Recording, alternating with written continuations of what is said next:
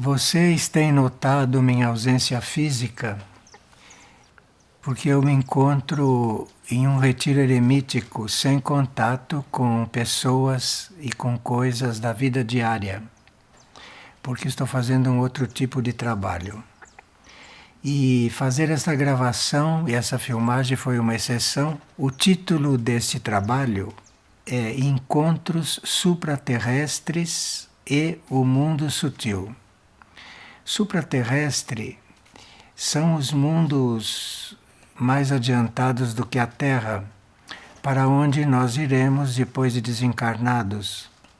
Ou podemos ir também encarnados, mas com algum dos nossos corpos sutis, não com o corpo físico. E mundos sutis são os mundos invisíveis aos olhos físicos. Na primeira parte desse trabalho, porque esse trabalho terá outras partes, nesta primeira parte vamos desenvolver os seguintes assuntos: supraterrestre e extraterrestre, que são duas coisas diferentes. Supraterrestre é aquele ser mais adiantado do que nós, e extraterrestres são seres que de fora deste planeta, de fora da Terra, mas que podem ser até menos evoluídos do que nós, depende do extraterrestre. O supraterrestre é sempre mais adiantado, o extraterrestre nem sempre. E também vamos ver a importância do nosso pensamento na situação do nosso estado sutil, do nosso estado interior. O outro assunto que veremos são os nossos auxiliares invisíveis nessas lutas que a gente tem aqui na Terra. Porque nós somos auxiliados por muitos outros seres, mas que são invisíveis a nós. E nós não temos consciência de todo o auxílio que recebemos. Depois vamos ver as esferas sutis, porque o mundo sutil tem vários níveis, várias esferas. E dependendo da evolução do ser que vai para o mundo sutil, ele ocupa uma das esferas. Tem as esferas inferiores que vão até esferas bastante adiantadas. Depois, as presenças de entidades sutis e de animais no mundo sutil. E também vamos ver os novos tipos de doenças e as curas à distância, que é um assunto muito importante hoje em dia e que a medicina deveria desenvolver. A medicina vai trabalhar muito com curas à distância e nós vamos ver o que é isso. E depois vamos ver a nossa colaboração com o mundo sutil, porque nós podemos colaborar com o mundo sutil desde já, mesmo estando aqui. Então, sutil quer dizer algo mais imperceptível para nós, que tem grande sensibilidade. Nós no mundo sutil temos muito mais sensibilidade do que aqui, porque estamos mais desenvolvidos e estaremos mais também equilibrados, bastante menos carregados de vibrações densas, de forma que a sensibilidade lá é muito maior. E lá nós temos muito mais capacidade para perceber coisas e pessoas. A nossa sensibilidade lá é muito maior. E vemos coisas invisíveis que nos mundos concretos nós não vemos. Porque o mundo aqui sendo muito concreto, muito material, esses seres invisíveis e todo esse mundo invisível se torna imperceptível para nós. E lá também nós vemos interiormente, não vemos só como vemos aqui, mas vemos mais internamente e temos mais capacidade de percepção. É bom que a gente tenha isso tudo presente. E depois nós usaremos também o termo fraternidade. E como se constrói a fraternidade? Porque o nível sutil e os mundos sutis, lá reina a fraternidade. E o que é a fraternidade? Fraternidade é uma coisa que você vai construindo. nós começamos a nos desapegar de coisas e pessoas. E à medida que vamos nos desapegando, o desapego nasce do coração e a fraternidade se constrói no coração, onde nós somos desapegados. De forma que a fraternidade não se constrói de fora para dentro, nem intelectualmente. A fraternidade se constrói no coração. É ali que a fraternidade começa, quando o coração já está desapegado num certo grau, num certo sentido. Portanto, a nossa cooperação, a nossa fraternidade começa no coração, começa com a situação do coração e depois é que ela vai emergindo. Então a fraternidade é um assunto interior e a fraternidade começa no coração, começa interiormente. A energia do coração é indispensável nesta época em que vivemos e principalmente nessa preparação nossa da passagem deste mundo concreto para o mundo sutil. E o que é um peregrino, que é outro termo que a gente usa muito, e vamos tratar de uma peregrina aqui neste trabalho, uma peregrina que é Urusvati. E o que é um peregrino? Todos nós somos peregrinos, porque peregrino é uma mônada, uma alma em trajetória pelo universo. Nós estamos na trajetória, nós não somos seres desta terra. Nós estamos em trajetória, nós somos todos peregrinos, estamos peregrinando pelo universo. E com essa nossa percepção dos mundos sutis, começamos a ter mais experiência do nosso próprio estado e por onde andamos, coisa que aqui na Terra nós não temos muita percepção por onde andam os nossos corpos internos, não? Quando dormimos ou quando estamos em sonhos, nós não temos essas percepções. E tudo isso teríamos que ir trabalhando. E também, além de mundo sutil, de fraternidade, nós falaremos um pouco de vida interior e também teremos algumas falas, algumas transcrições de falas de um personagem que se chama o Pensador. Vamos ver o que é o Pensador depois. Muito bem. Então, vamos começar a ver quem é Urusvati. Urusvati, que é a nossa peregrina, que teve experiências no mundo sutil, mesmo estando encarnada. E por que Urusvati é a nossa protagonista aqui? Porque ela fez experiências no mundo sutil, estando encarnada, não se esqueceu dessas experiências, guardou isso na memória. E Urusvati era um ser que não precisava encarnar. Ela encarnou voluntariamente, encarnou porque quis e encarnou porque veio para servir, exclusivamente para servir. E claro que nesta encarnação desenvolveu muitas coisas.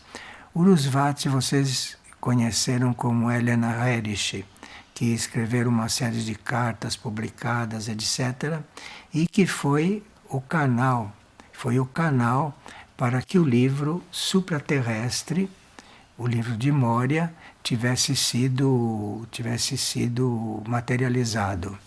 Ela recebeu esse livro, essa obra, toda em uma linguagem que não existe mais, uma linguagem que já está em desuso, e ela recebeu isso, traduziu para o russo, porque era russa, depois isso foi traduzido para o inglês, e assim nós temos essa obra.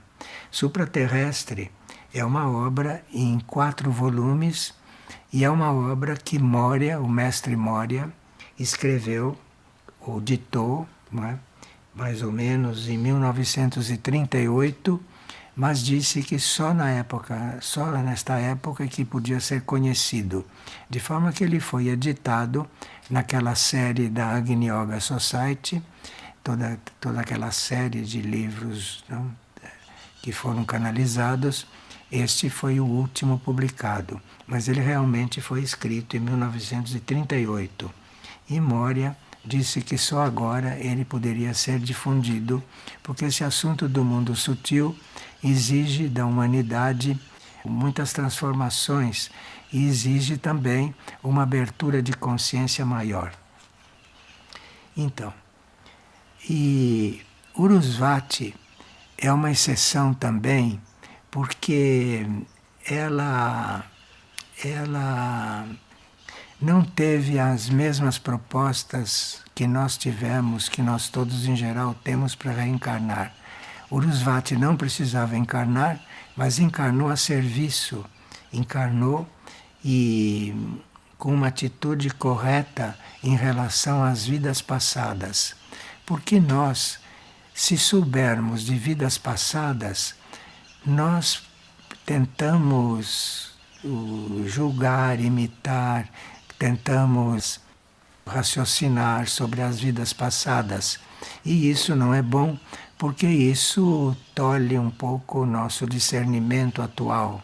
Se nós ficamos influenciados pelo que fomos de vidas passadas, nós perdemos muito a capacidade de discernir no eterno presente.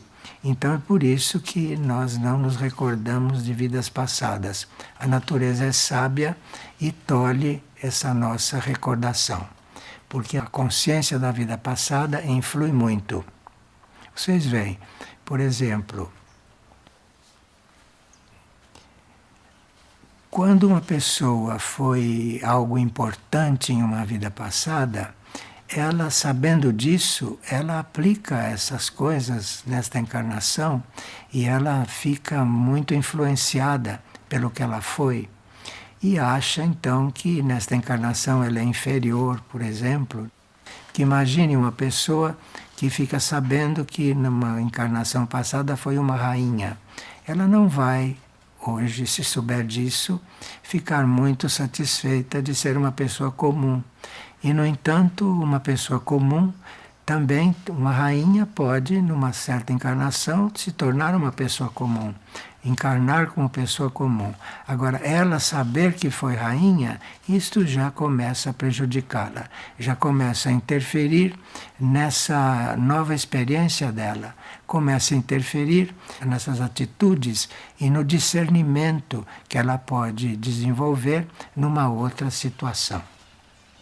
Porque vocês veem, na roda das encarnações, uma pessoa depois de ter sido rainha, depois de ter sido faraó, não é? E nasce como uma pessoa comum, fazendo a vida comum das pessoas. Isso é uma aprendizagem fantástica, é uma grande aprendizagem. Mas se a pessoa sabe disso, ela fica influenciada e o discernimento dela muda um pouco. Então,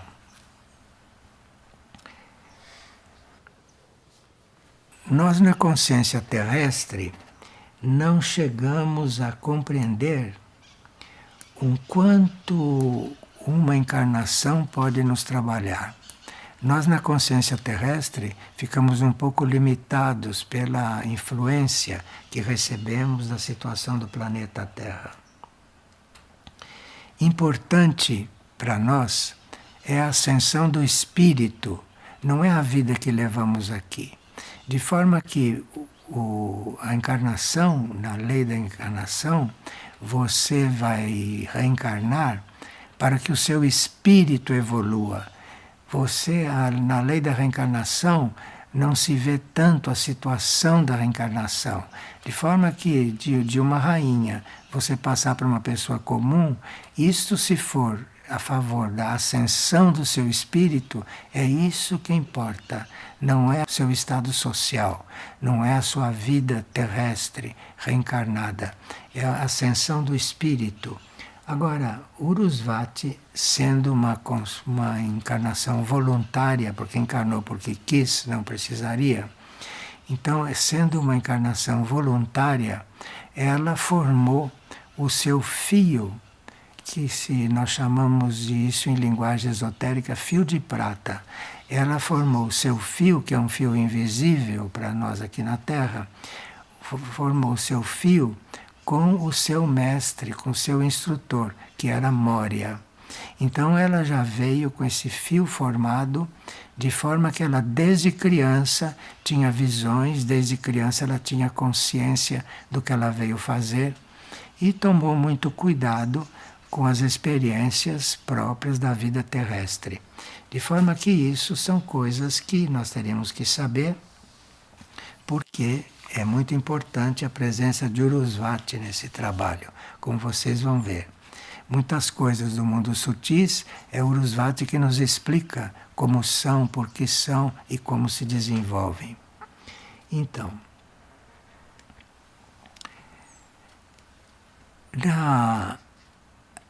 para a fraternidade, para a hierarquia, o que importa é o sentimento, importa muito o sentimento. E a hierarquia vê o registro do desenvolvimento do nosso sentimento, de forma que você encarnar voluntariamente, como Urusvati fez, e vir para a Terra, passar por toda essa experiência terrestre de novo, sem precisar. Isto é uma coisa de uma fraternidade imensa, não é? E também de um sentimento muito desenvolvido.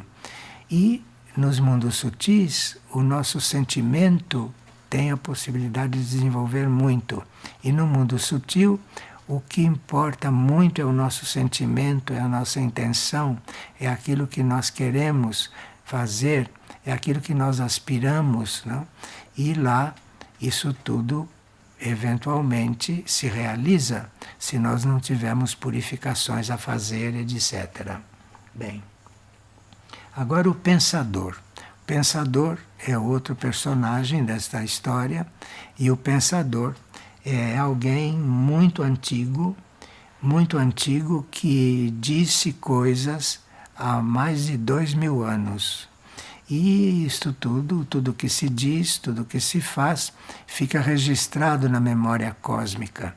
De forma que Moria, que é o responsável por essa obra supraterrestre, este Moria tem o que este pensador falou há mais de 2000 anos, ele tem isso registrado como se estivesse sendo falado agora. De forma que é uma experiência muito boa para nós ouvir um pensador, porque nós, como seres humanos, ainda temos que aprender a pensar. Vamos ver como é que nós vamos aprender a pensar. E nós temos contato com o que diz um pensador, um que já era um pensador, que não quando falava, isso vai ser muito importante para nós. Bom. É muito importante que a gente tenha contato e que a gente tenha um certo desenvolvimento do pensamento para que a gente não se deixe influenciar pela vida terrestre, por aquilo que se aprende aqui na vida terrestre, principalmente pela educação que recebemos na nossa vida terrestre. Então, nós teríamos que não nos deixar influenciar por esta educação que a gente recebe para poder sobreviver aqui.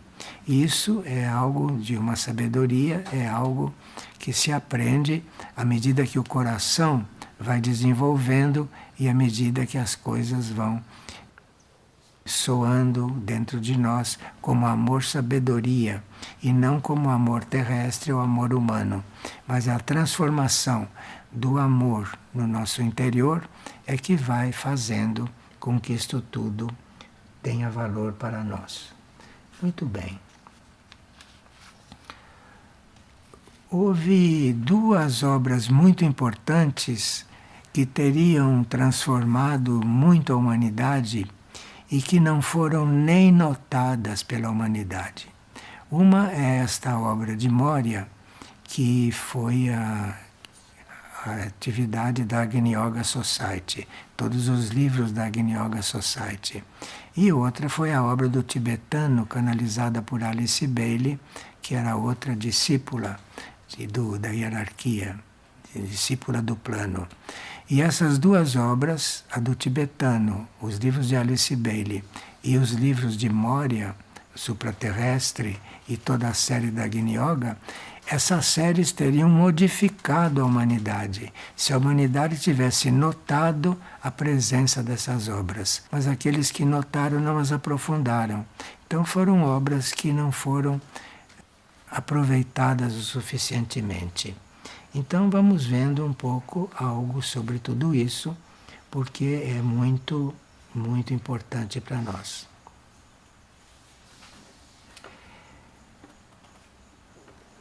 A vida terrestre, para ser uma vida evolutiva realmente no sentido desse que nós estamos falando, a vida terrestre deveria incluir uma relação com todos os outros mundos.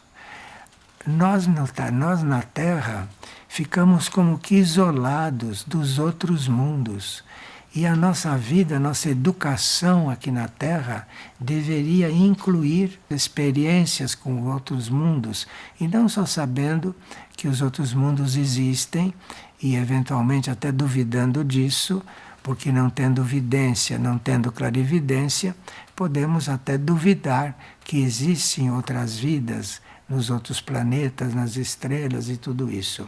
E a vida terrestre devia incluir isto na educação, e a vida terrestre devia conter a consciência da importância dos nossos contatos e a importância de nós sabermos de outros mundos, do que se passa lá, de como é a vida lá. Isto é uma coisa que na encarnação terrestre falta na nossa educação. Bem, e um bom pensamento tem um resultado, tem uma repercussão que nós não podemos imaginar. De forma que o trabalho com o pensamento, o trabalho do cuidado com o pensamento, o trabalho de nós aprendermos a pensar, porque aprendendo a pensar, você vai seguindo o que você está pensando e você então trabalha o seu pensamento. Então, aí isso é uma forma de você ter a possibilidade de ter a cooperação entre os mundos, que é um dos nossos tópicos, a cooperação entre os mundos. As pessoas não têm muito noção de que todos os nossos atos pensantes, tudo que o nosso pensamento faz e produz, que isso é registrado. Isso é observado pelas entidades invisíveis que frequentam os outros mundos e que fazem parte dos outros mundos.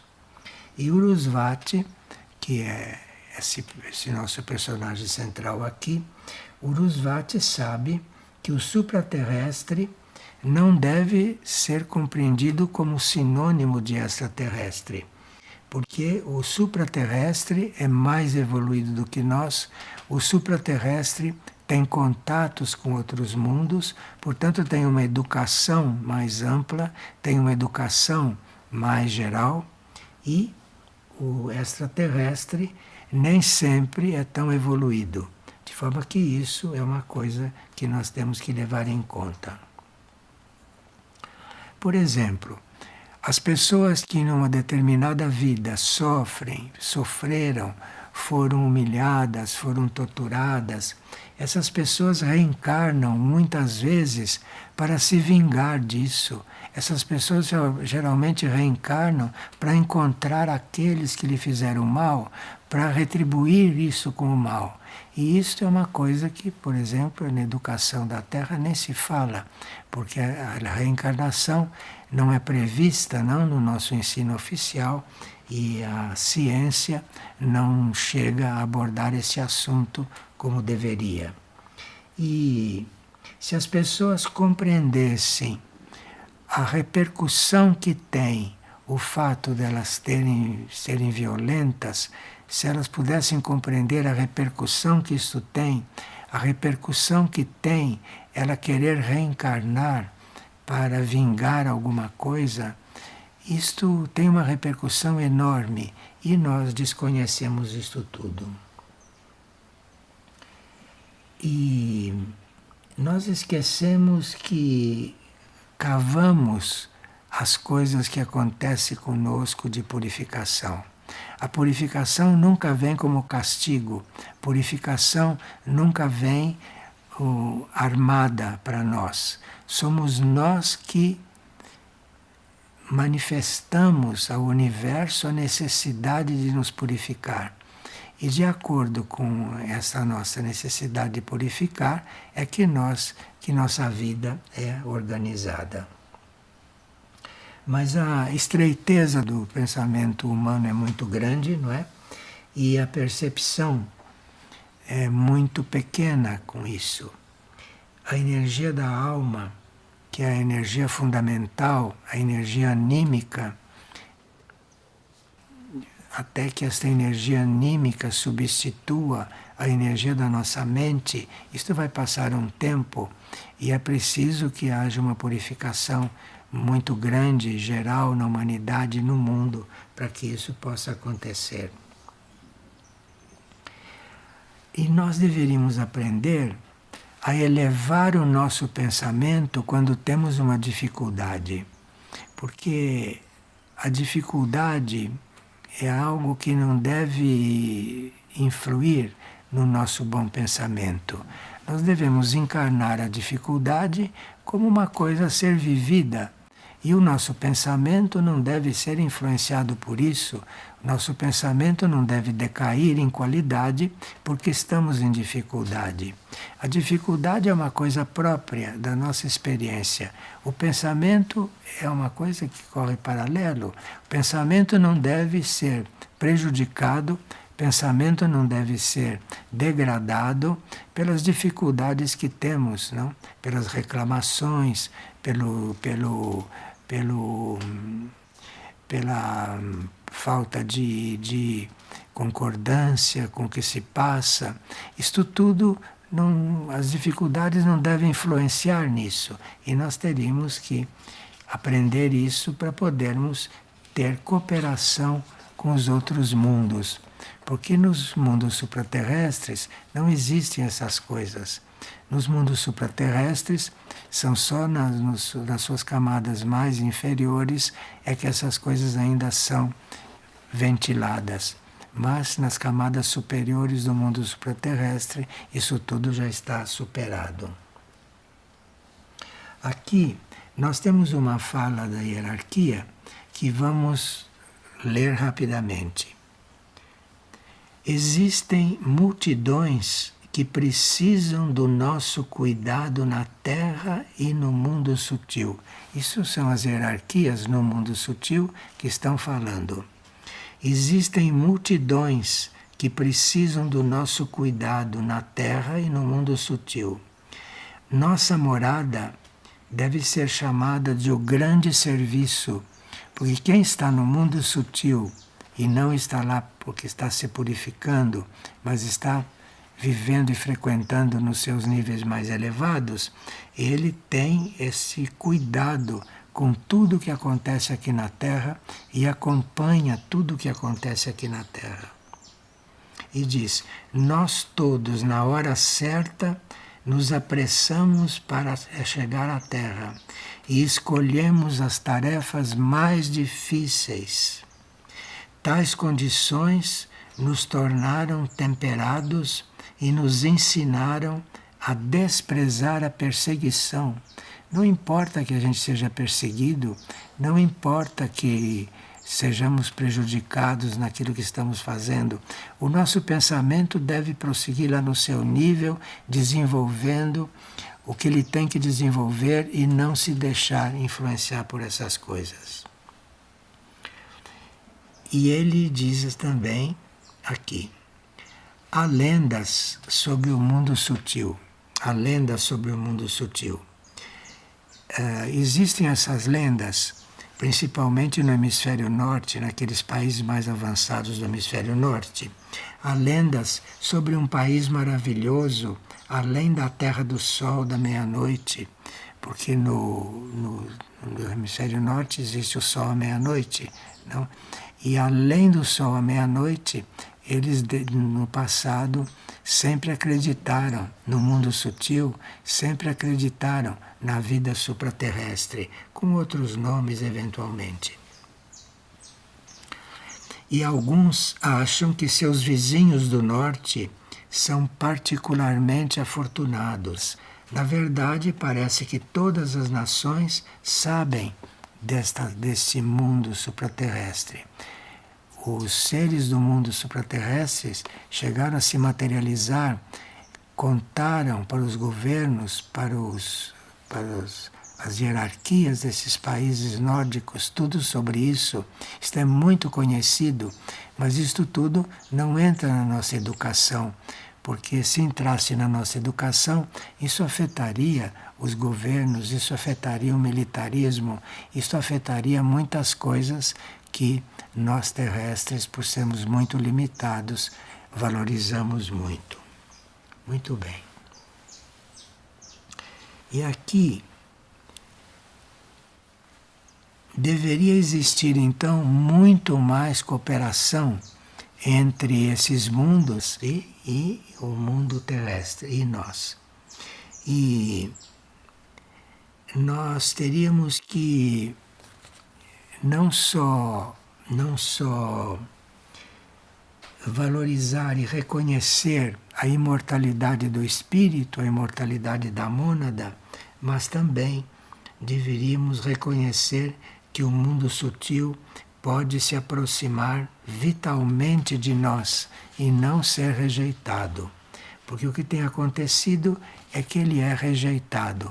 Quando se ouve falar neste assunto e quando as pessoas começam a se informar a respeito disso, a tendência até agora foi rejeitar o assunto. E o mundo sutil pode se aproximar de nós. Os seres do mundo sutil, como Moria, se aproximou durante esta obra toda, não do Agni Yoga. Isso pode se aproximar muito mais de nós se nós não rejeitarmos.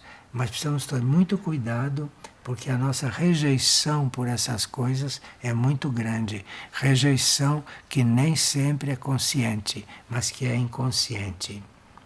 E a hierarquia tem membros nos planos sutis, nos planos mais elevados, mas a hierarquia de lá, que sabe a situação da Terra, às vezes chega até a encarnar aqui para nos socorrer, chega até a encarnar aqui para nos ajudar, como aconteceu muitas vezes com tantas obras, não? E isto, a cooperação entre mundos não existe mais do que acontece por causa da nossa rejeição. E nós temos que ter muito cuidado com essa rejeição por aquilo que é superior, por tudo aquilo que vem, que acontece ou que se manifesta para mudar a forma como nós somos. Nós não temos ideia do quanto rejeitamos isso.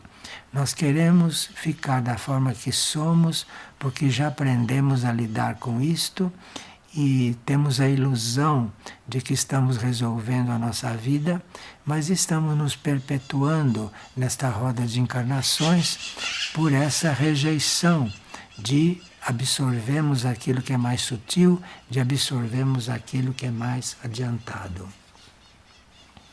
Agora vamos ver um pouco os nossos auxiliares invisíveis, que é um dos nossos itens.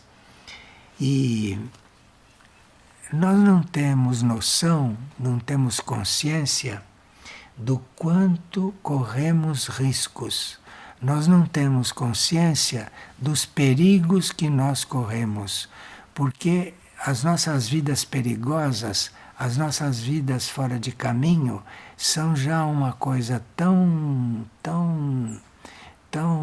normal que nós não nos damos conta de quantos perigos corremos. E Urusvati sabe o que significa estar no meio de batalhas terrestres no corpo sutil. Na vida terrestre, nós participamos de verdadeiras batalhas, principalmente nesses momentos que o Armagedão já começou, principalmente nesses momentos em que a luta entre as forças negativas e as positivas já estão sendo explícitas, nós não temos ideia dos perigos que corremos. Pode-se encontrar imagens antigas e reconhecer participantes celestiais nas batalhas terrestres. Mas, como se disse, nós ficamos um pouco alheios a tudo isso por causa da nossa interna, às vezes inconsciente, rejeição por aquilo que seria uma transformação verdadeira.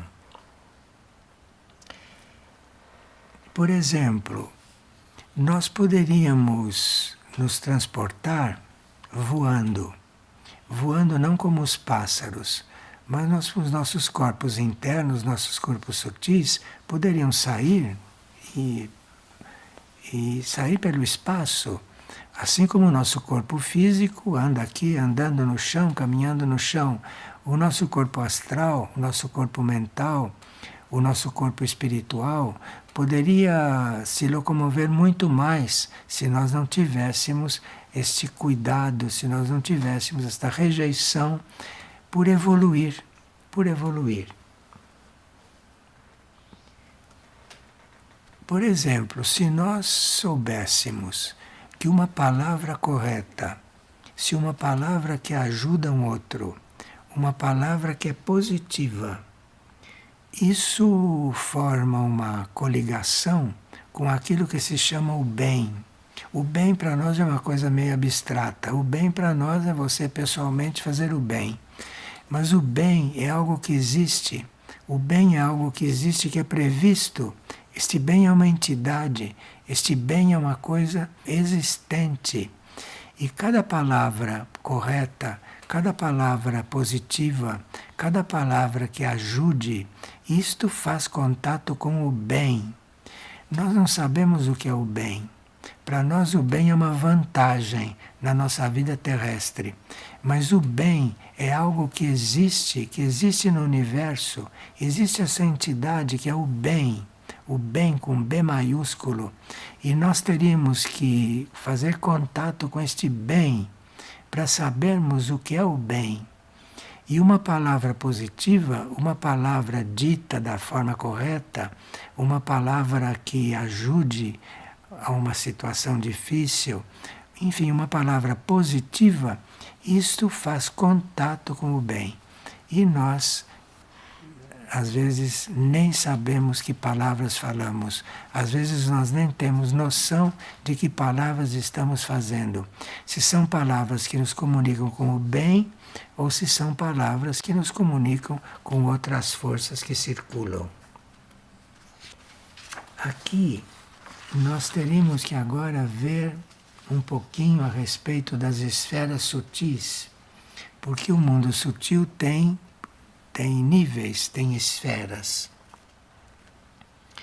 E o pensador, aquele pensador que fala também aqui neste livro Supraterrestre, o pensador chamou a atenção para o cuidado que devemos ter na revelação de verdades para as quais as pessoas ainda não estão preparadas, ou verdades que as pessoas não querem saber, não querem ouvir.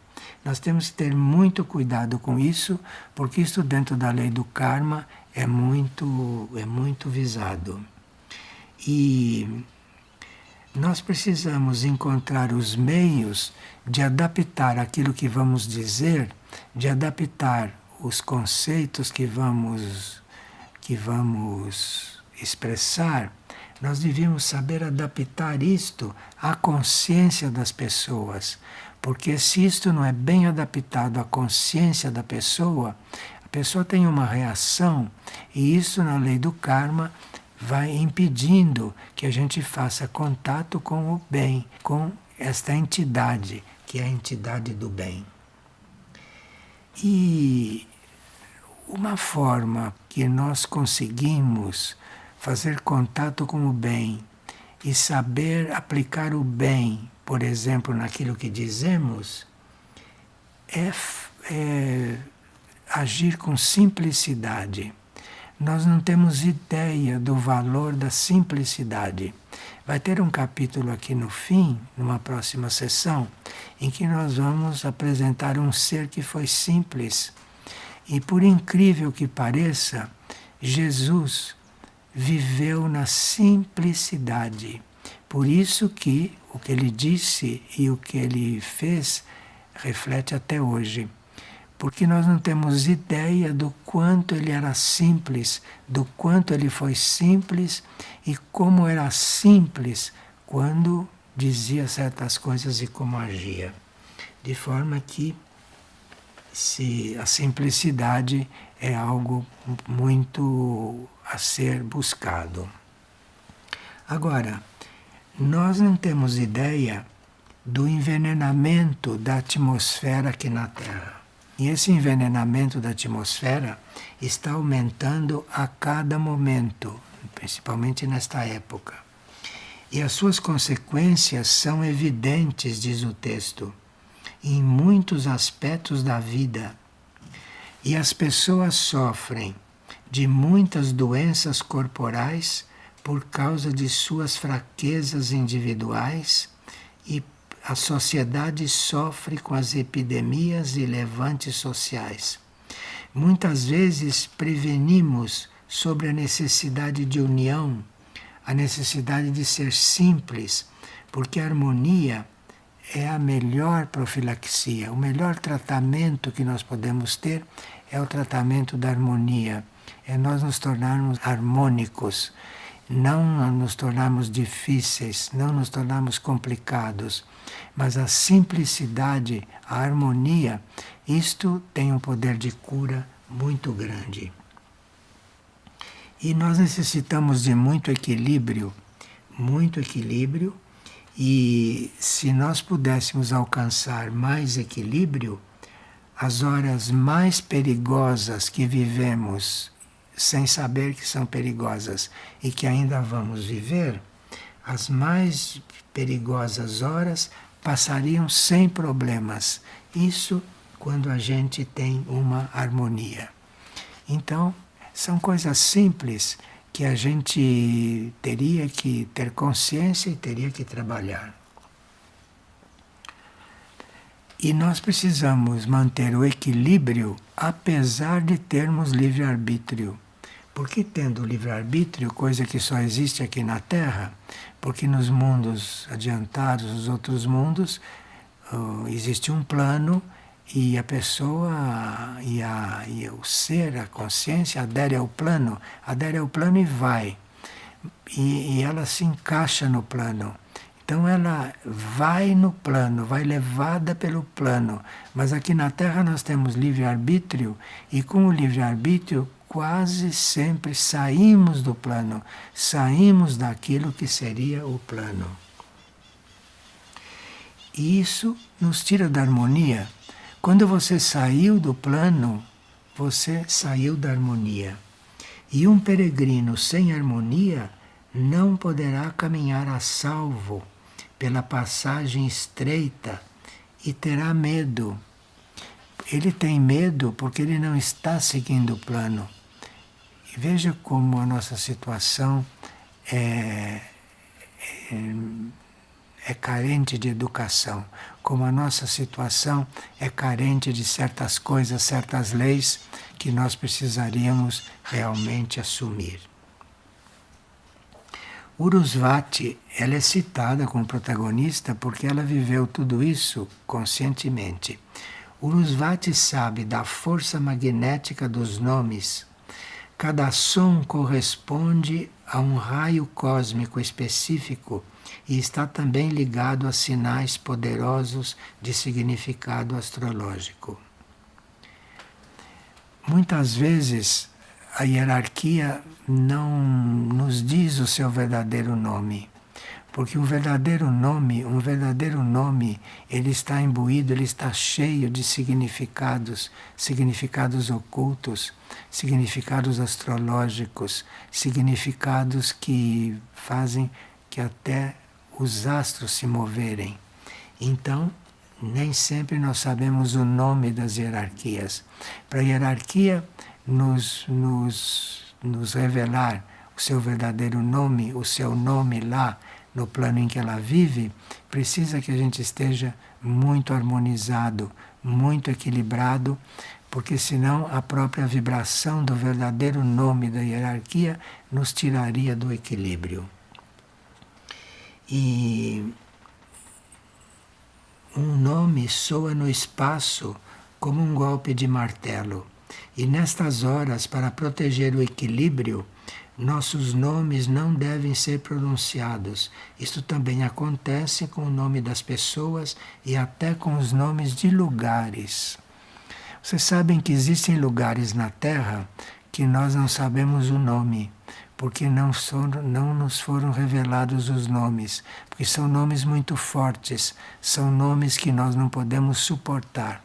Assim como as hierarquias aparecem para nós com outros nomes, não com seu nome verdadeiro, não com seu nome como ela é conhecida, ou com seu nome quando elas se comunicam entre elas. Veja que nós temos muitas coisas a saber, muitas coisas a aprender, teríamos muitas coisas a trabalhar conosco, não?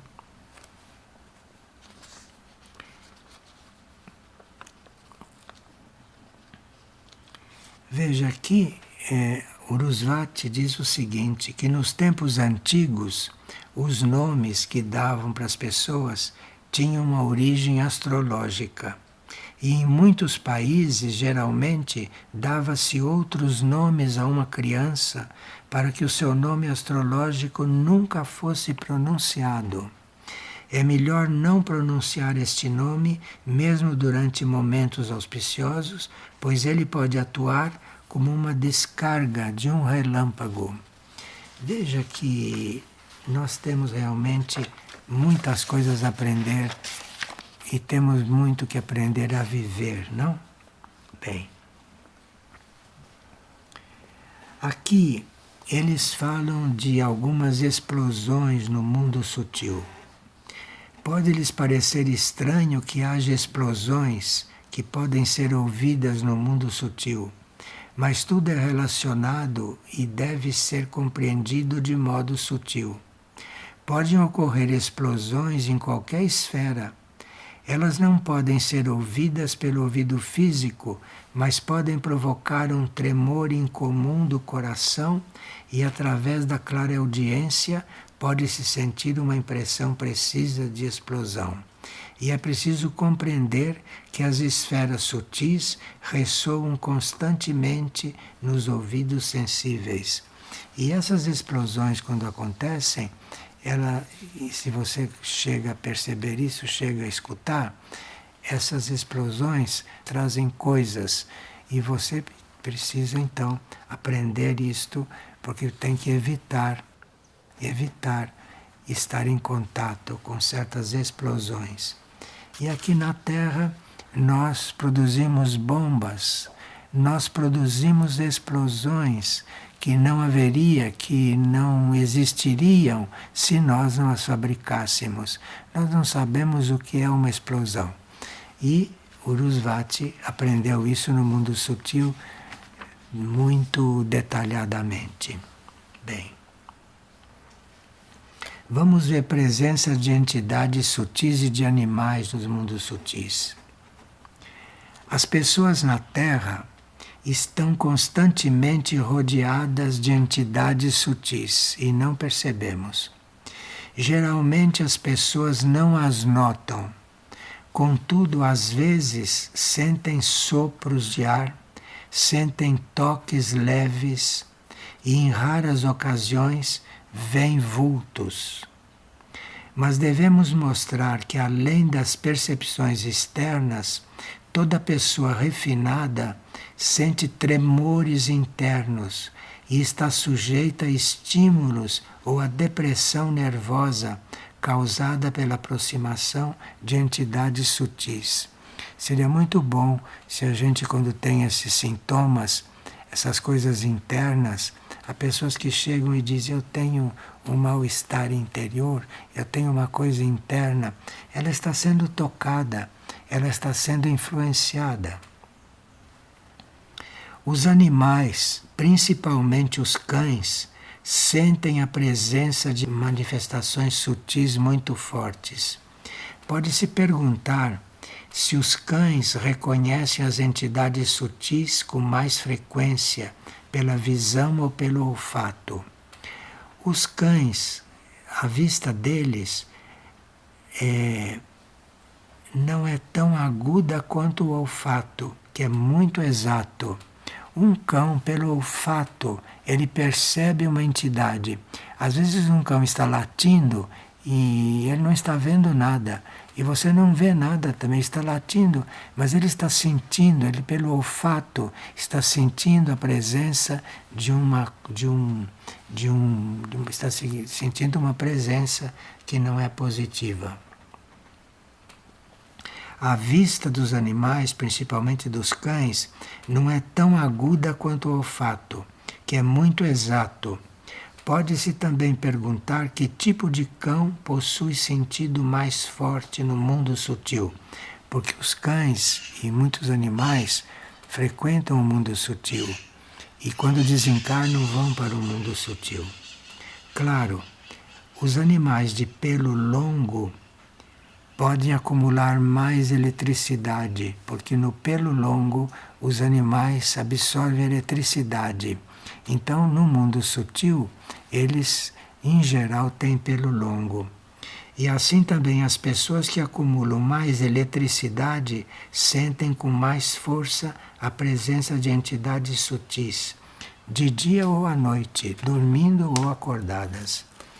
Veja, se a nossa medicina, se os nossos tratamentos observassem tudo isso, pesquisassem nesta direção, nós teríamos uma profilaxia muito mais evoluída e nós teríamos uma vida muito mais sadia.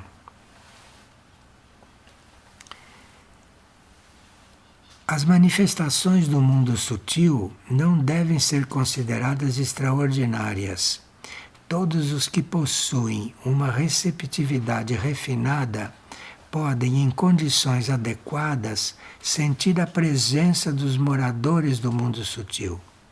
Algumas dessas aparições podem ser penosas e, embora os envios da vontade ajudem a repudiá-las, é preciso retesar-se sem demora, porque se for permitido o medo momentâneo, a vontade não poderá ser convocada mais tarde. Se você tiver medo, você depois, se quiser ver aquilo que você teve medo, você não consegue deixar de ter medo, porque você teria que não ter medo. Depois que você teve o medo, é mais difícil você ver, e é mais difícil um ser do mundo sutil te ajudar a ver de novo, por exemplo, para aprender. E aqui tem uma frase do pensador que diz o seguinte: a espada defensora é dada para todos, mas saibam usá-la sem demora. Às vezes nós recebemos uma ajuda, mas demoramos para perceber, demoramos para usar esta ajuda, demoramos para aceitar esta ajuda. E assim é com as entidades do mundo sutil, que quando se aproximam, quando vem que se pode se aproximar, não é? Nós, às vezes, não sabemos usar isto, não temos nem esta sensibilidade desenvolvida. Agora, aqui, eles avisam que é errado a gente tomar remédios, tomar narcóticos para excitar a mente. É errado você tomar remédio para dormir, é errado para você tomar todo tipo de narcótico, porque esses métodos afetam de modo nocivo até as gerações futuras. Se você se habitua com um narcótico, os seus descendentes vão ter o reflexo disso. Nem sempre você recebe todo o efeito de um narcótico que você tomou. Um seu descendente vai receber isso. Isso vai passar pela hereditariedade. E o homem pensa pouco no futuro e pouco se importa com a sua contribuição para ele. Então, se você está tomando um narcótico, um seu descendente vai receber o resultado disso, o resultado negativo disso. Bem, aqui essas coisas vão mudar, porque a essa altura vocês estão pensando que nós vivemos tudo errado e que como que isto vai mudar? Isto vai mudar nos reinos da natureza e na nova raça. A nova raça, quando aparecer, quando surgir, que já está sendo preparada, a nova raça vai resolver tudo isso. A nova raça já virá com tudo isso resolvido. As mudanças em todos os reinos da natureza acontecerão na chegada da nova raça. E a maioria não perceberá essas mudanças e, se o conseguirem, hesitarão em aceitá-las. Certas mudanças agora nós não aceitaríamos. Há certas mudanças que já poderiam estar em curso, mas que estão deixando para a nova raça, porque não se pode desperdiçar energia. Até as indicações claras de novos tipos de doença não estimulam as pesquisas. Nós não nos interessamos por pesquisar os novos tipos de doença, porque existem doenças de novos tipos. E nós não pesquisamos isso porque não nos interessa. E tipos de doenças nervosas que podem se tornar epidêmicas. Esses males são doenças da energia psíquica e podem ser contagiosos. Tudo aquilo que é energia psíquica doente, isso pode ser contagioso. Nós não temos a menor ideia dessas coisas. E todavia levará muito tempo até que os médicos prestem atenção a esses novos tipos de doença. Se nós pensássemos na alma, se nós nos considerássemos uma alma e não só uma pessoa, e se nós aceitássemos a purificação de braços abertos, se nós, quando sentíssemos uma purificação, disséssemos, seja bem-vinda a purificação, se nós pudéssemos aceitar isto dessa forma, a energia da alma, que eles chamam de energia psíquica, a energia da alma estaria muito mais presente. E é importante, diz o texto, que a energia psíquica se conserve em condição pura, pois a energia poluída produz manifestações desastrosas, inclusive no espaço. O que acontece conosco influi o espaço, e nós influindo o espaço mal, nós irradiando coisas malignas para o espaço, estamos incorrendo num fato kármico que impede que a nova raça possa surgir um pouco antes. Então, muitas coisas que nós passamos hoje, muitas limitações nossas de hoje, só podem ser resolvidas na nova raça. E o pensador afirmou: não esqueçamos que tudo está em movimento. Ninguém tem o direito de poluir a corrente cósmica, pois assim aumentará o sofrimento de muitos acima de tudo o que é seu próprio. mas é o medo que mantém as pessoas afastadas dos mundos sutis. Então, tudo está em tão grande movimento que todas as suas manifestações, as mais internas, as mais secretas, as mais tênues, tudo isso fica registrado, tudo isso vai para o espaço e tudo isso determina uma qualidade do espaço. Veja a nossa responsabilidade. Urusvati sabe que é difícil alcançar a harmonia da consciência. Não falamos aqui do nivelamento de todas as consciências, em razão da multiformidade cósmica. Não existe igualdade. Igualdade é uma coisa que não existe, é uma fantasia nossa, porque o cosmos não é todo igual. O cosmos é todo multiforme. Então não pode haver uniformidade, não pode haver isto que a gente chama de igualdade. Não existem duas coisas iguais. Como nada se repete, a harmonia de todas as partes é essencial. Você tem que cuidar da harmonia. Você tem que não deixar que a harmonia se desfaça, não deixar que a harmonia não aconteça. É só criando harmonia que você sabe que está fazendo uma coisa direita. Sempre que você está criando uma desarmonia, você está cometendo um ato kármico para com o espaço, porque o espaço mantém tudo gravado.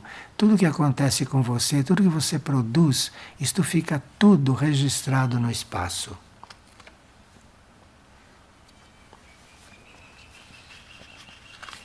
Vamos ver um pouco as curas à distância, porque as curas à distância são muito fundamentais. Nós, às vezes, temos que ser curados à distância. Veja um pouco. Urusvati pode testemunhar a grande variedade de curas vibratórias que aconteceram à distância. As curas à distância são feitas por vibração.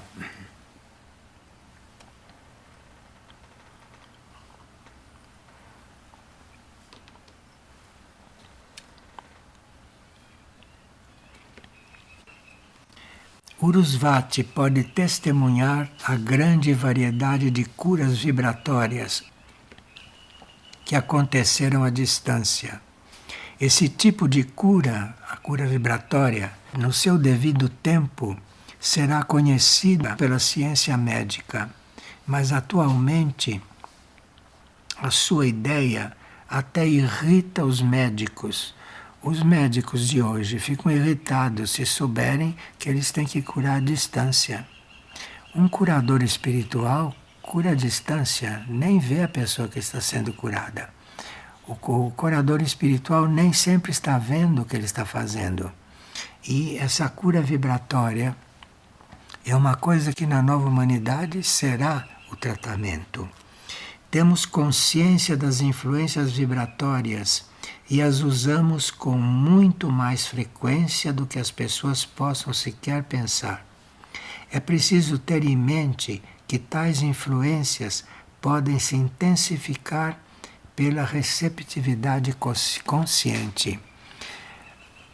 Esses seres do mundo sutil usam a cura vibratória.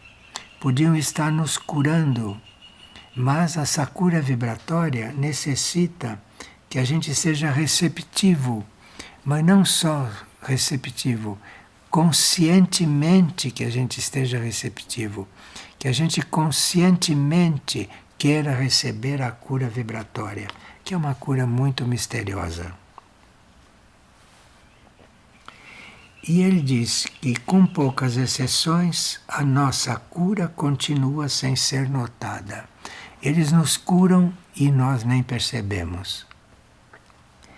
A maioria das pessoas não aceitarão que seja possível transmitir vibração à distância, e mesmo o conhecimento das ondas de rádio não as convencem disso. Assim como existem ondas de rádio, e uma pessoa fala lá do outro lado do mundo e você ouve aqui pelo rádio, assim pode ser uma cura. E quando isto puder acontecer com a cura vibratória, então a situação da raça mudará muito. Afirmamos que entre as descobertas humanas futuras estarão as curas vibratórias. Muitas doenças, choques nervosos, males psíquicos serão curados. Coisas que não têm cura hoje, com a cura vibratória são curadas na hora. O câncer, em sua etapa inicial, pode ser detido por essas vibrações. As pedras podem ser dissolvidas, pedras nos órgãos que exigem cirurgia, isso pode ser dissolvido com cura vibratória. E as glândulas podem se normalizar por cura vibratória, glândulas que não têm cura. Assim também certas doenças de pele serão facilmente curadas. Algumas pessoas podem se perguntar se a receptividade consciente promoverá o sucesso da cura. Sim, porque a receptividade consciente ativa a energia da alma do organismo. Esse aliado é sempre essencial. Agora vamos ver a colaboração com o mundo sutil.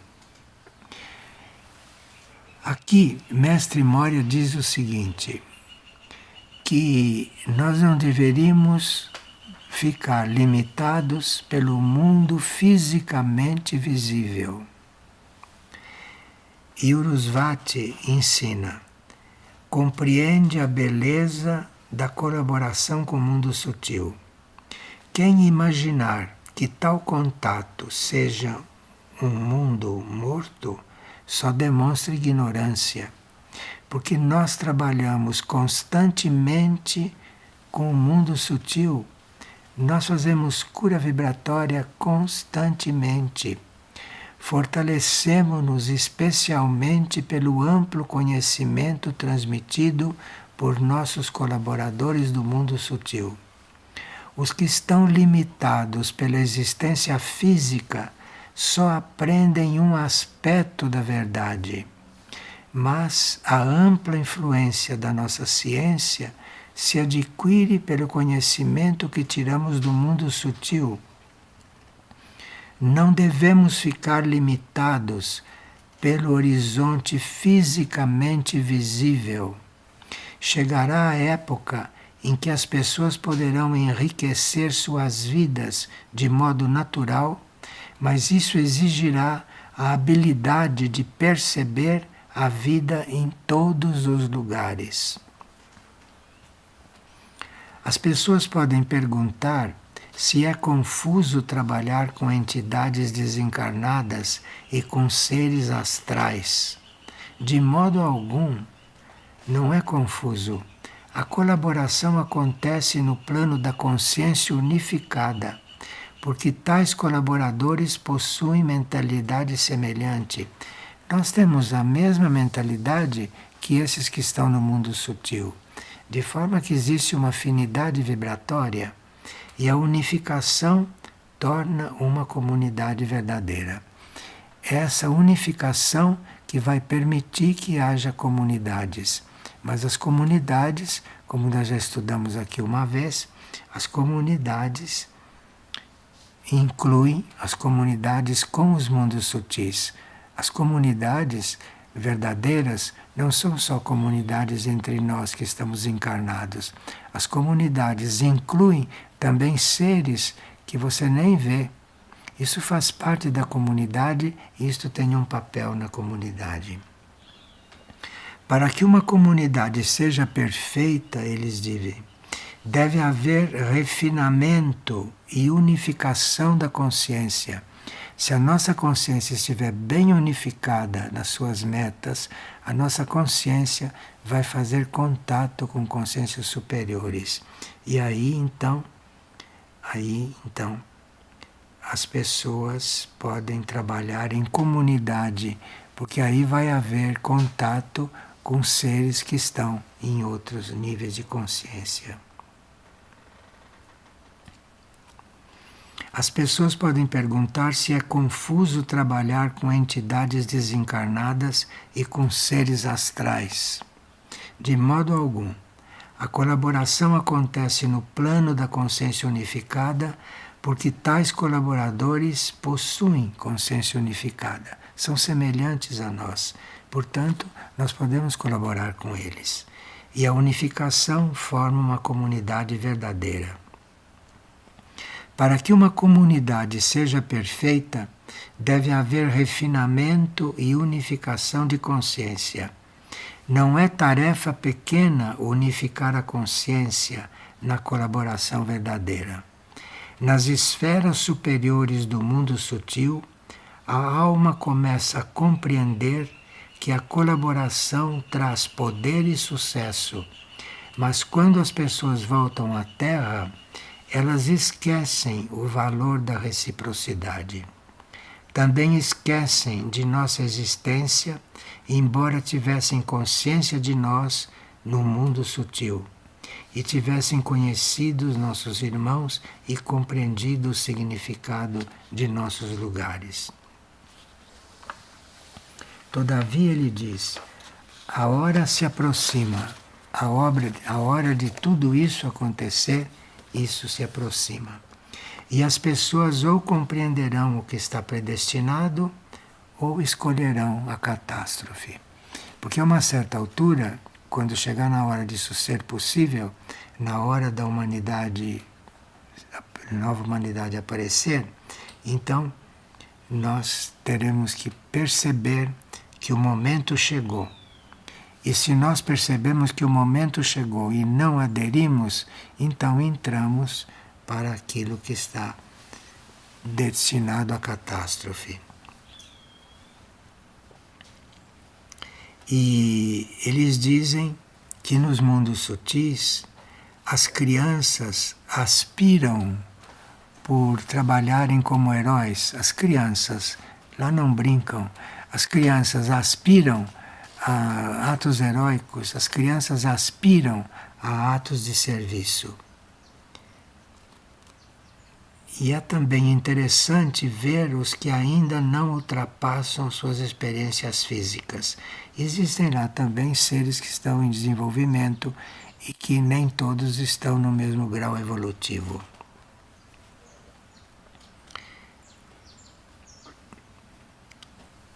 As pessoas que desencarnam na velhice e com idade avançada se dão melhor no grupo sutil.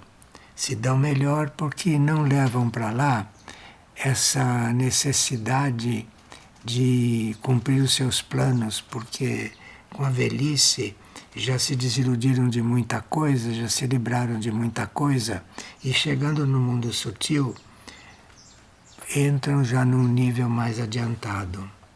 As pessoas mais difíceis são as que ainda estão cheias de acumulações e de descontentamentos que não foram expressos. Às vezes a pessoa encobre que está insatisfeita, mas o fato de encobrir não quer dizer que o descontentamento desapareça. O descontentamento é uma dificuldade muito grande nos mundos sutis. E essas pessoas são vítimas dos próprios desejos vagos e estão insatisfeitas com tudo. Entre os que tiveram uma vida terrestre longa, podem-se encontrar uma organização que ajuda os outros a reconhecer a hierarquia. Se a vida foi longa, a pessoa já se organizou um pouco e isto pode ajudá-la a reconhecer a hierarquia. Os seres das esferas superiores não são sempre percebidos pelos habitantes do mundo sutil. E embora sua presença seja mais pronunciada do que na Terra, há muitos descrentes, até no mundo sutil. Vão para lá porque resolveram certas coisas, mas ainda tem muitas coisas para resolver lá. Os que foram ignorantes na Terra são teimosos e levam suas dúvidas e sua negatividade para o mundo sutil. É preciso se lembrar disto para que se possa estar pronto para seguir os ensinamentos quando se estiver no mundo sutil. Como nós todos vamos para lá, se não formos para mundos evoluídos, vamos para lá. Então é preciso que saibamos de certas coisas e nos preparemos sem essa sensação de que nós não podemos nos preparar para isso. Nós podemos nos preparar porque isso é uma questão de consciência.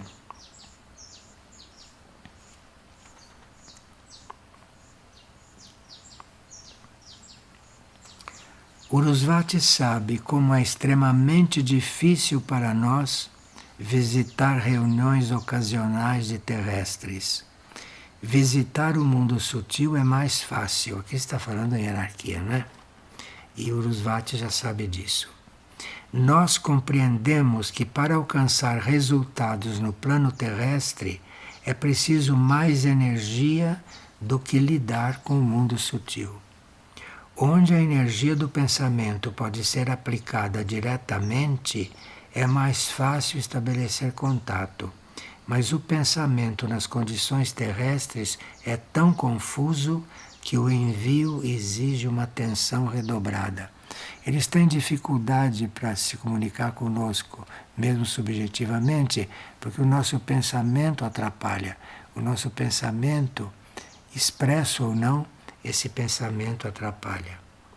Urusvati também sabe que é muito cansativo permanecermos nas reuniões terrestres, mas apesar disso, a nossa presença é frequente.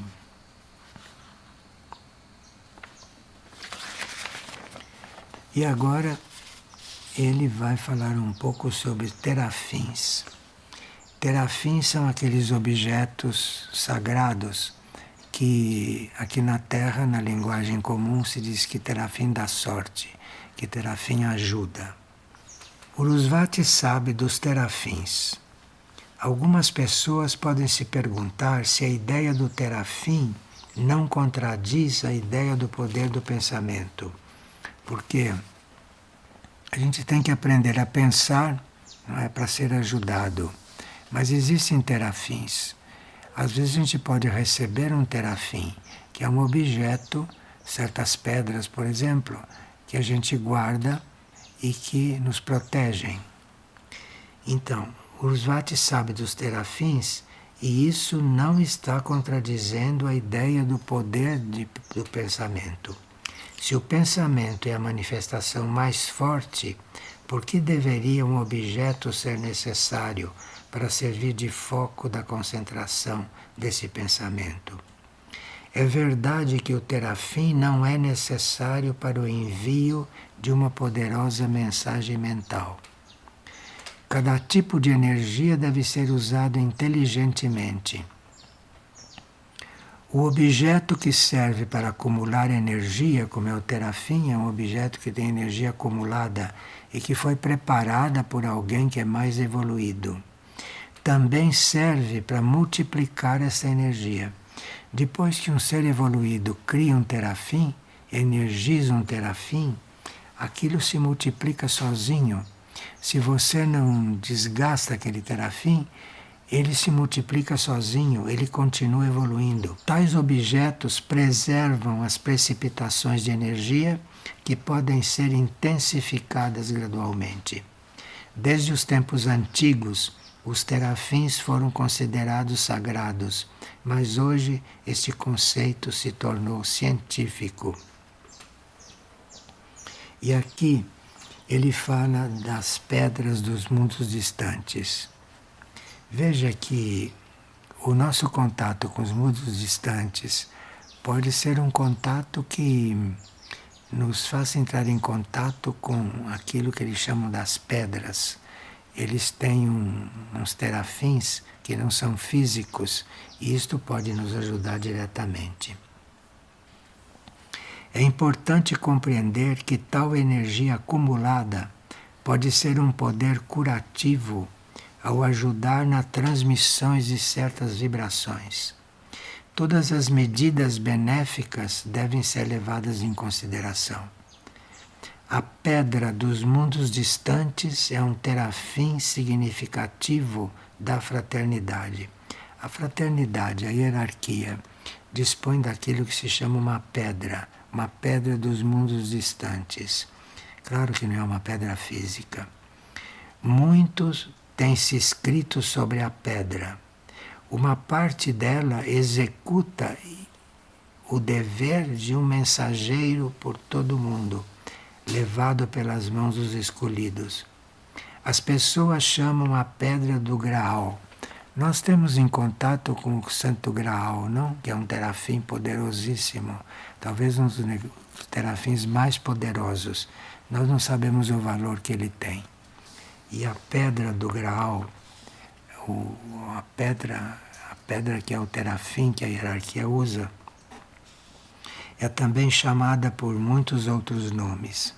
As lendas de todos os tempos revelam alguma coisa da verdade relativa a esta pedra, mas seu aspecto mais significativo não é mencionado. A pedra, que é o terafim da hierarquia, de muitas hierarquias, a pedra está impregnada com uma substância que ajuda a preservar as comunicações vibracionais com os mundos distantes. Assim também uma pequena partícula da pedra serve de elo com a fraternidade. Assim, mais uma vez, há uma base científica para uma lenda que se tornou parte da história humana. Então nós que temos esta graça de ter o Graal, de ter isto circulando entre nós, isto no fundo é uma preparação para aquilo que a gente vai receber quando for hierarquia, que é a pedra. Isto é um elemento da maior importância. Veja, estão nos dando noções de coisas que talvez nem mereçamos, mas que, chamando muita atenção para isso e ficando atentos, isto começa a trabalhar dentro de nós, isso começa a trabalhar na nossa inconsciência, isso tudo começa a se mover. Nós enfatizamos propositalmente o aspecto científico desta lenda, porque existe essa lenda que existe uma pedra que é um terafim. E isso, toda a lenda tem fundo de verdade. O que precisa é que a gente saiba o que significa isto, não? E como usar isto. Nós enfatizamos propositalmente o aspecto científico desta lenda, porque os ignorantes estão sempre prontos a atribuir tudo à treva da superstição. Urusvati conhece essa pedra da nossa morada.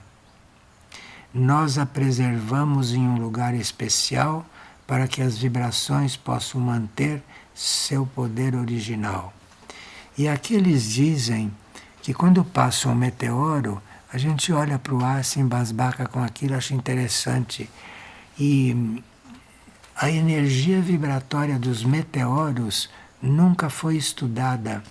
E alguns meteoros que parecem coisas mortas circulando pelo espaço, que a gente nem sabe o que é, alguns meteoros contêm partículas de metais notáveis que, embora pequenas, já podem ser identificadas. A mente do pesquisador não deve ser limitada pelos velhos métodos. Até um meteoro que passa, ele está cheio de terafins. E se nós temos um contato interno com aquilo, se nós temos um contato verdadeiro, um contato de alma, aquilo nós entramos em contato com aquilo. Algumas pessoas podem se interessar em saber mais sobre o paradeiro da nossa pedra. O lugar onde ela primeiro se revelou se tornou Shambhala e intensificou o significado químico da nossa morada. Poder-se-ia contar muitas histórias sobre esses mensageiros dos mundos distantes. Vocês já sabem sobre certos guardiães que têm partículas desta pedra e podem confirmar como a pedra se revela. Vocês ficarão surpresos ao saber quantos países e heróis estão ligados a ela e quantas ações grandes se inspiram nas lendas relativas a elas. Há países que estão ligados a essa pedra da hierarquia. Há países e eles mesmos não sabem como é que certas coisas acontecem de positivas. É por causa da ligação com isso. Urusvati sabe que os pensamentos sobre o belo levam ao mestre. Até nas horas mais difíceis, os pensamentos sobre o belo criam a melhor ponte para a fraternidade. Veja como é importante nós estarmos fazendo uma ponte com essas coisas.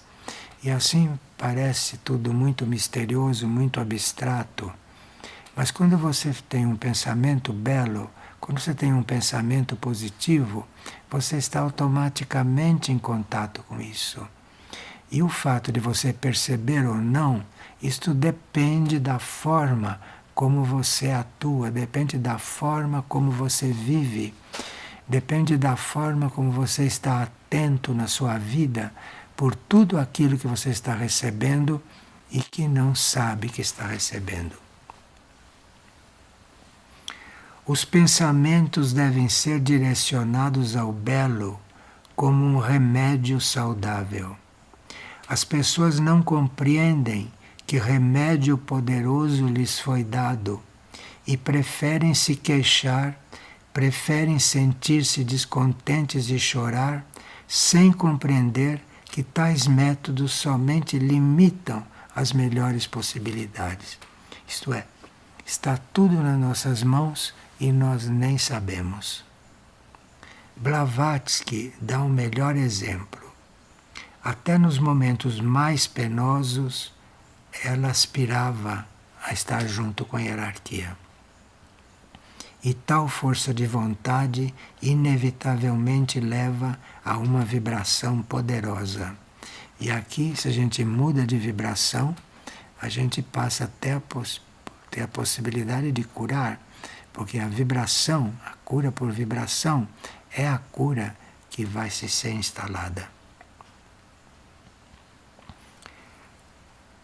Nada levaria Blavatsky a criticar os mestres, nem mesmo indiretamente. Nenhuma infelicidade a faria esquecer a fraternidade.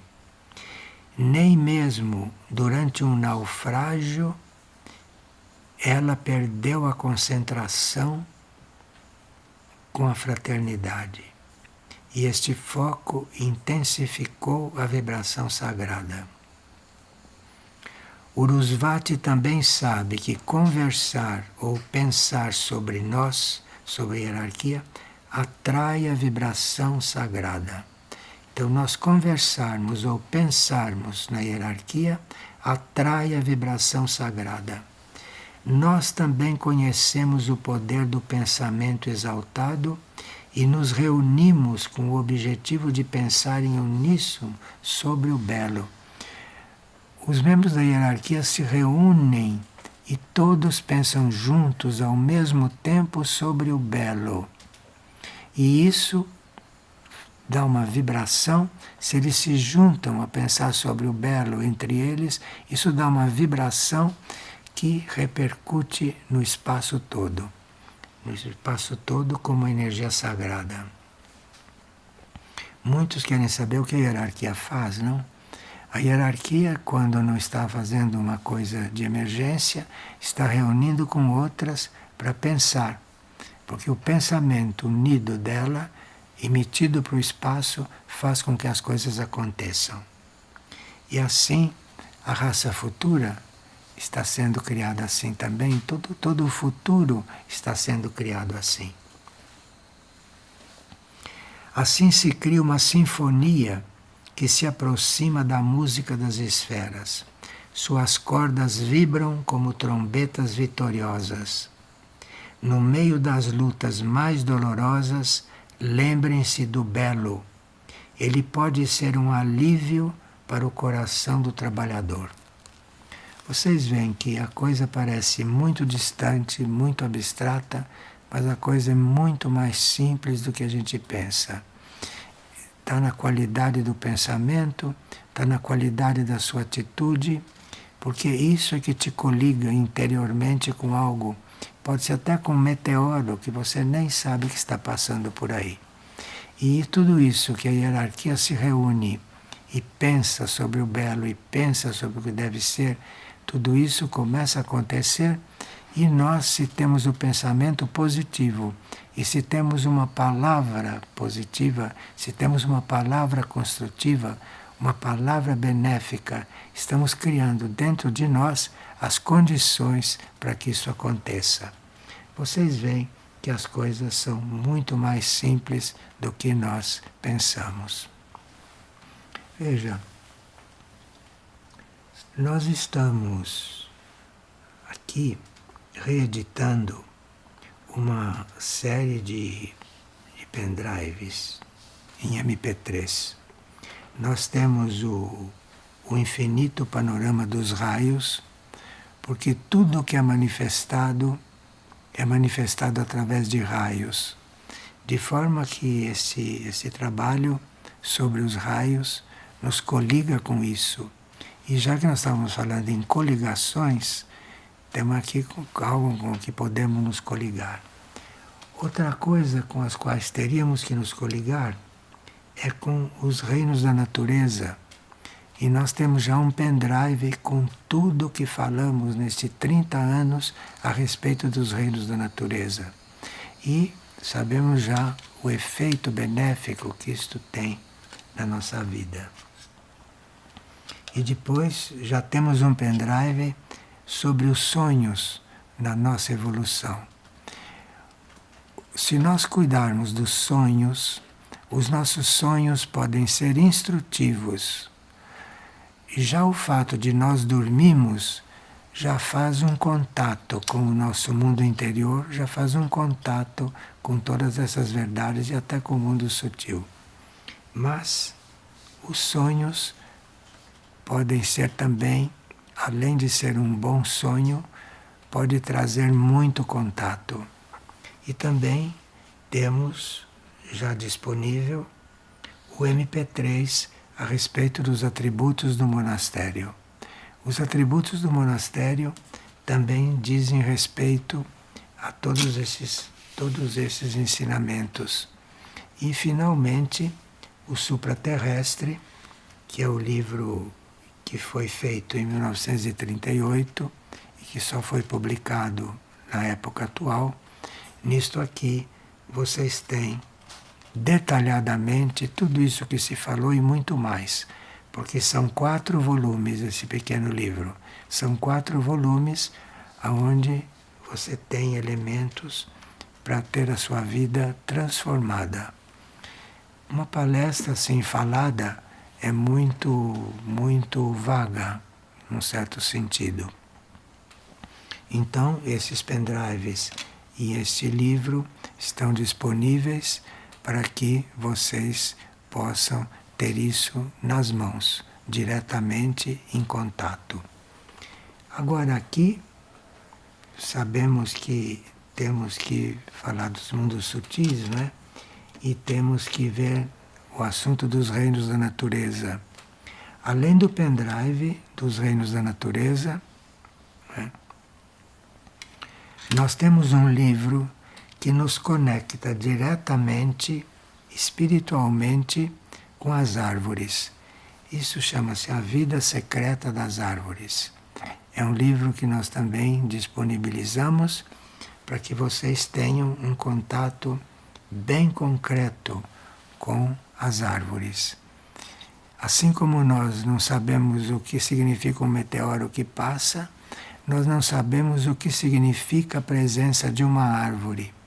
E aqui vocês têm o que significa a presença de uma árvore, porque as árvores não só têm a consciência delas, a consciência vegetal, como elas têm uma vida secreta. As árvores se comunicam, as árvores fazem trabalhos conjuntos dentro da consciência do reino vegetal. Não se compara com a nossa consciência, é uma outra consciência. E vocês então para terem essas noções. Tem muito material para consultar. E esse livro supraterrestre pode lhes dar muito mais coisas, porque além deste volume, tem mais 3 que aprofunda tudo isso. Bom, eu depois disso desejo bom trabalho e marcaremos a próxima partilha para prosseguirmos com a segunda etapa desse assunto. Muito obrigado a todos, então, e obrigado pela atenção.